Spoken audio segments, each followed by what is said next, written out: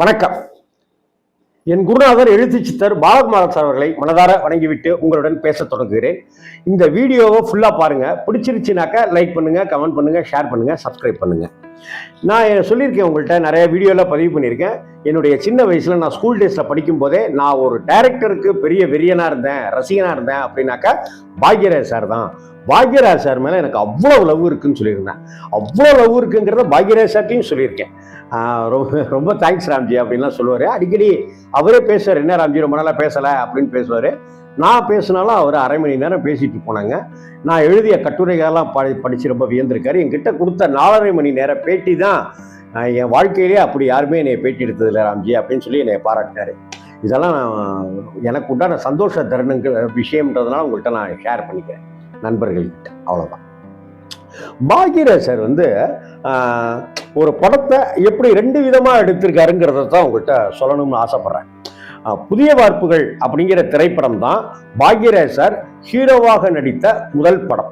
தன்னுடைய குருநாதர் பாரதிராஜா அவர்களே தன்னுடைய சிஷ்யன் பாக்யராஜ் சாரை ஹீரோவாக அறிமுகப்படுத்துறாரு. அதுக்கு முன்னாடி வசனம் எழுதுறாரு, கதை வசனம் எழுதுறாரு, அப்படி இப்படிலாம் இருக்கு. புதிய வார்ப்புகள் அப்படிங்கிற திரைப்படம் தான் பாக்யராஜ் சார் ஹீரோவாக நடித்த முதல் படம். கதை வசனமும் அவர் தான். அந்த படத்துல பாத்தீங்க அப்படின்னு சொன்னா ஹிந்தியில இருக்கிற ரத்தி அக்னிஹோத்ரி அப்படிங்கிற ஒரு பேரழகிய தமிழ் சினிமாவுக்கு கொண்டு வந்த படமும் புதிய வார்ப்புகள் திரைப்படம் தான். ஆக கமல் உள்பட, ரஜினி உள்பட எத்தனையோ பேர் ரதி கூட நடித்திருந்தாலும் கூட ரதியினுடைய தமிழ் படத்துல முதல் ஹீரோ யாருன்னு பார்த்தா நம்ம பாக்யராஜ் சார் தான். புதிய வார்ப்புகள் படத்தோட கதை என்ன அப்படின்னு சொன்னாக்க, அந்த ஊருக்கு புதிதாக, கிராமத்துக்கு புதிதாக வருகிற பாக்யராஜ் வாத்தியார். அந்த வாத்தியார் வீட்டுக்கு எதிர் வீட்டில் இருக்கிற ரத்தி, நாயனம் வாசிப்பவருடைய மகள். நாயனம் வாசிக்கிற மகள் ரத்தி, நாயனம் வாசிக்கிற கே சவுந்தர், எதிர் வீட்டுக்கு வருகிற வாத்தியார் பாக்யராஜ் சார், ரத்தியினுடைய தம்பியாக நடிக்கிற மாஸ்டர் காஜா ஷெரீஃப். அதே போல் அந்த கிராமத்தில் இருக்கிற ஒரு பெரிய தனக்காரரு மிட்டா மிராஸ் மாதிரி ஒருத்தராக இருக்கிற புலியூர் சரோஜாவினுடைய கணவர் ஜி சீனிவாசன், மகா கலைஞர். அவருக்கு சொம்பு தூக்கிட்டு இருக்கிற, ஜால்ரா தட்டிட்டு இருக்கிற அமாவாசை அப்படிங்கிற கதாபாத்திரத்தில் வரக்கூடிய கவுண்டமணி. அந்த ஜி சீனிவாசனுக்கு ஒரு லூசு பையனா இருக்கிற ஜனகராஜ். அந்த ஊர்ல பூ வியாபாரம் செய்கிற ஒரு இளம் விதவை. இவங்க தான் இந்த படத்தினுடைய கதாபாத்திரங்கள். அந்த ஊருக்கு வந்திருக்கிற ஒரு மருத்துவச்சி தான், டாக்டர் அம்மா தான் உஷா, அதாவது டி ராஜேந்தருடைய மனைவி. டி ராஜேந்தருடைய மனைவி உஷா, நடிகர் பாக்யராஜ் சார், ரத்தி, காஜா ஷெரீஃப், கே சவுந்தர், கவுண்டமணி அண்ணன், Janagaraj sir, G Srinivasan sir, இவர்களை கொண்டு எடுக்கப்பட்டது தான் புதிய வார்ப்புகள். இந்த புதிய வார்ப்புகளில் அவர் நிறைய பெண்களோட சல்லாபம் வைத்துக் கொள்கிற ஒருத்தராக ஜி சீனிவாசன் இருப்பார். ரதி மேலே அவருக்கு ஒரு கண்ணு இருக்கும். அமாவாசைங்கிற கேரக்டரில் வரக்கூடிய கவுண்டமணிக்கு சொந்தக்கார பொண்ணு, முறப்பொண்ணு தான் ரதி.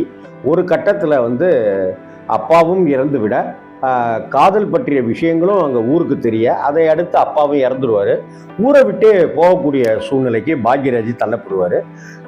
கவுண்டமணியை உன் முறப்பொண்ணுக்கு உனக்கு நான் கல்யாணம் பண்ணி வைக்கிறேன் அப்படின்னு சொல்லி ஜி சீனிவாசன் கல்யாணம் பண்ணி வைப்பார். கல்யாணம் பண்ணி வச்ச உடனே முதல் ராத்திரிக்கு கணவரான கவுண்டமணி அனுப்பாமல் தான் போகிறதுக்கு ட்ரை பண்ணுவார்.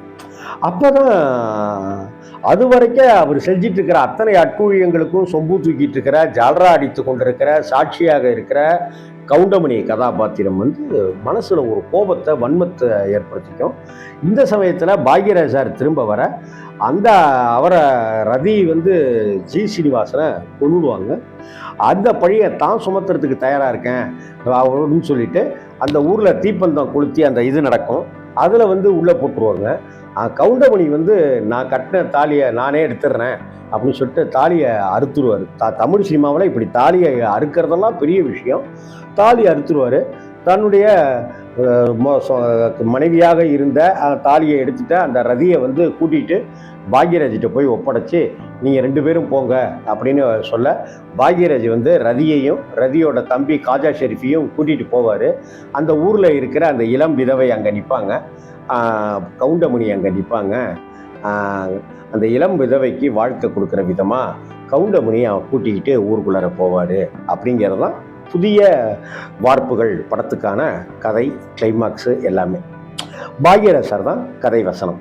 அப்படியே கட் பண்ணிட்டாக்க புதிய வார்ப்புகள் படத்துக்கு பிறகு அவர் கன்னிப்பருவத்திலே படத்தில் வில்லனாக நடிக்கிறாரு. சொரில்லாத சித்திரங்கள்னு ஒரு படம் கொடுக்குறாரு. அதுக்கப்புறம் ஒருகை ஓசை படம் கொடுக்குறாரு. அப்புறம் மௌனகீதங்கள் படம் கொடுக்குறாரு. அப்புறம் இன்று போய் நாளை வா படம் கொடுக்குறாரு. அப்புறம் விடியும் வரை காற்று படம் கொடுக்குறாரு. அதை அடுத்து அந்த 7 நாட்கள்னு ஒரு படம் எடுக்கிறாரு. அந்த 7 நாட்கள் படத்தில் பாலக்காட்டு மாதவன் அப்படிங்கிற கதாபாத்திரத்தில் பாக்யராஜ் சார், அவர் கூடவே கோபி அப்படிங்கிற கதாபாத்திரத்தில் காஜா ஷெரீஃப், அந்த பாலக்காட்டிலேருந்து இங்கே சென்னைக்கு வந்து மியூசிக் டைரக்டர் ஆகணுன்ற கனவோடு வரக்கூடியவர் பாக்யராஜ் சார். பாலக்காட்டு மாதவன் அவர் வந்து கல்லாப்பட்டி சிங்காரத்தினுடைய வீட்டில் வந்து வாடகைக்கு வர்றாரு. கல்லாப்பட்டி சிங்காரத்தை அங்கே வீட்டில் தான் இந்த பேத்தியாக இருக்கிற அம்பிகா படத்தினுடைய கதையின் நாயகி. அம்பிகா சக்களத்திங்கிற படத்தில் சுதாகர் கூடலாம் நடித்த அந்த படத்தில் அறிமுகமாயிருந்தாலும் கூட அதுக்கு அடுத்தடுத்த படங்கள் வந்து அவங்களுக்கு பெருசாக கிடைக்கல. அம்பிகாவுடைய சினிமா கரியர்லேயே மிக முக்கியமான திருப்பம் கொண்டது 2 படம். ஒன்று வந்து அந்த 7 நாட்கள், இன்னொன்று சகலகலா வல்லவன். இந்த படத்தில் அம்பிகாவுடைய ஆக சிறந்த நடிப்பு வசந்தி அப்படிங்கிற கேரக்டராகவே அவங்க வாழ்ந்திருப்பாங்க அப்படின்னு தான் சொல்லணும். படம் தொடங்கும் போதே நடிகர் ராஜேஷ் டாக்டர் கேரக்டரு, வசந்தி அம்பிகா, அவங்க 2 பேருக்கும் கல்யாணம் நடக்கும். அப்படி கல்யாணம் நடக்கும் போதே ராஜேஷ் சாருக்கு ஒரு குழந்தை இருக்கும். ஆக அவர் ஒரு விடோயர். அந்த விடோயருக்கும் அம்பிகாவுக்கும் அவசரமாக ஒரு கல்யாணம் நடக்குது. அந்த கல்யாணத்து அன்னைக்கு முதலிரவு அன்னைக்கு ராஜேஷ் ரூம்குள்ளே வருவாங்க.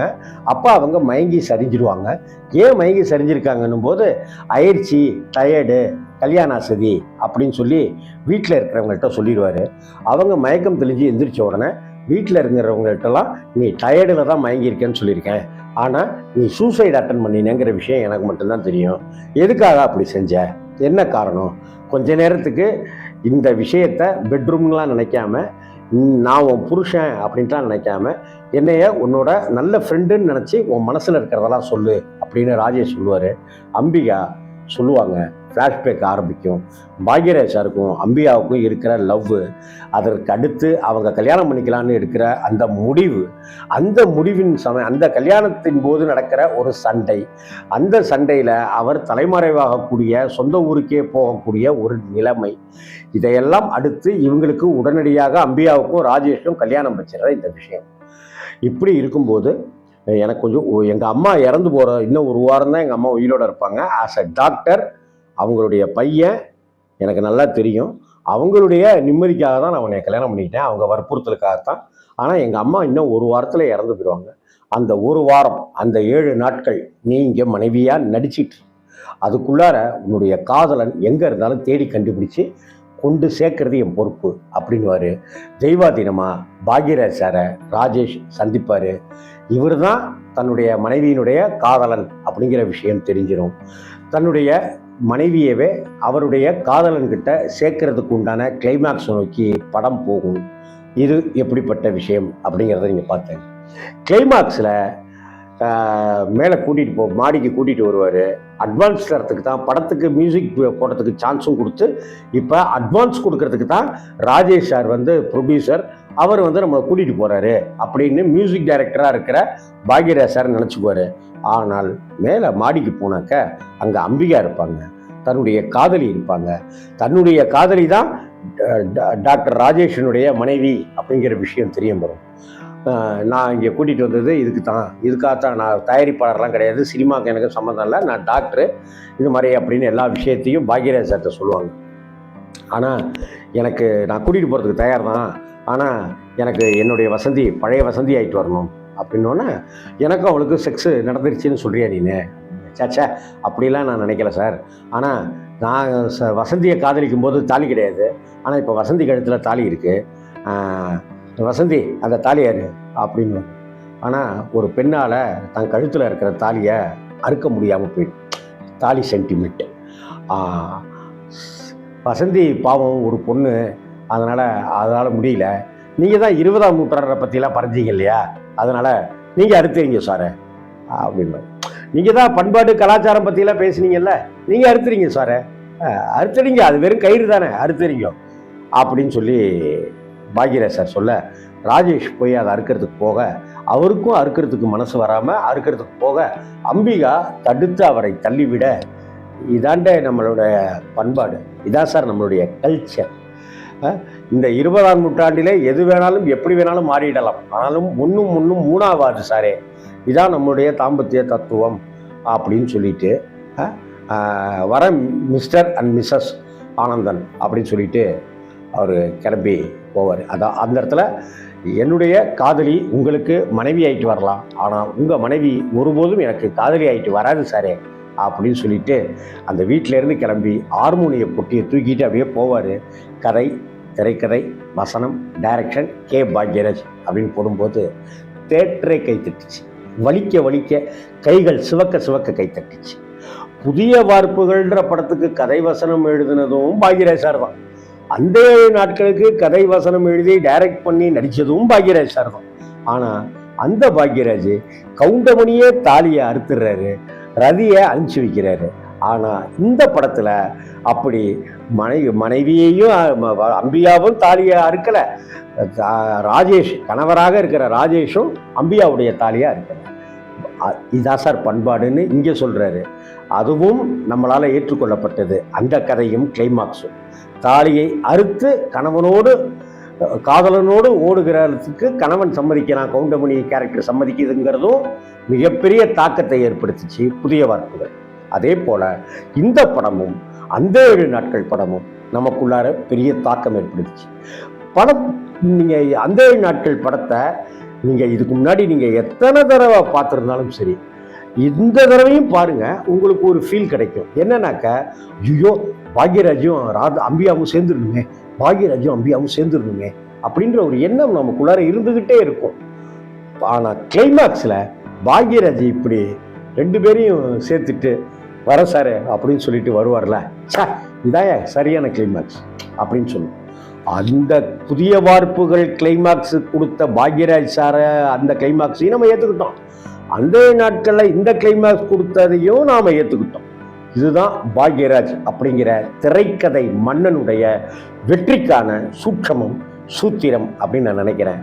பாக்யராஜ் சார் எத்தனை தடவை உங்களை பாராட்டினாலும் அதுக்கு ஈடே கிடையாது சார். வணக்கம்.